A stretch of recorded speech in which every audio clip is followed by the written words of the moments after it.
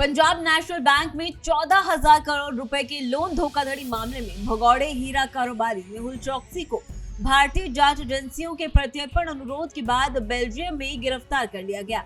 उसे भारत लाने की कोशिश की जा रही है, लेकिन पूर्व राजनयिक का कहना है कि मेहुल चोकसी का प्रत्यर्पण अच्छा होगा, मगर इसमें बहुत समय लग सकता है। चलिए आपको डिटेल में बताते हैं।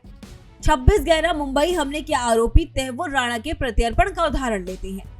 राणा को अमेरिका से प्रत्यर्पित करने में 17 साल लग गए, इसलिए मेहुल चोकसी के मामले में जल्द उम्मीद नहीं करनी चाहिए। एक पूर्व राजनयिक फेबियन का कहना है कि बहुत अच्छा होगा अगर ये प्रत्यर्पण हो जाए, मगर राणा को लाने में कितने साल लगे। 26/11 कब हुआ था? 2008 में, और हम उसे लाए कब? 2025 में।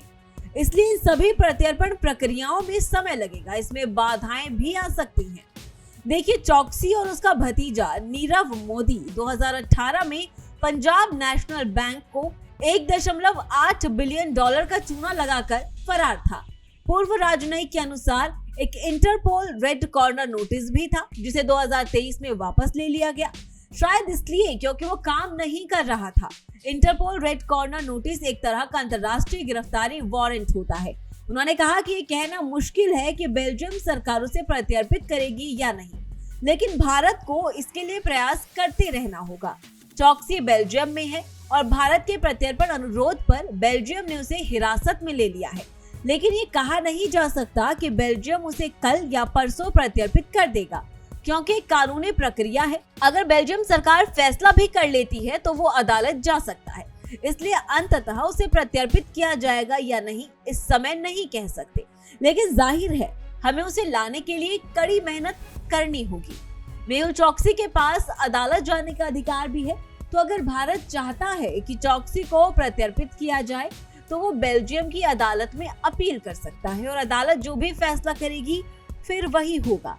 अब भले ही बेल्जियम के आंतरिक और विदेश मामले ये फैसला ले, चोकसी के पास बेल्जियम में अदालत जाने का विकल्प है और फिर बहस हो सकती है। आपको बता दें कि मेहुल डायमंड किंग के तौर पर मशहूर हो गया था। इंटरनेशनल हीरा कारोबारी के तौर पर उसकी पहचान बन गई।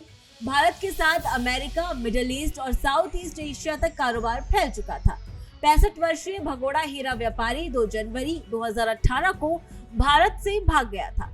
उसे सीबीआई और ईडी ने पीएनबी को 13,850 करोड़ रुपए की धोखाधड़ी करने के आरोप में वांछित किया है। उसका भतीजा नीरव मोदी भी इस धोखाधड़ी में शामिल था। सीबीआई भारत की जांच एजेंसी है और ईडी आर्थिक अपराधों की जांच करती है। अब देखना ये होगा कि मेहुल चोकसी को भारत लाने में कितना समय लगेगा।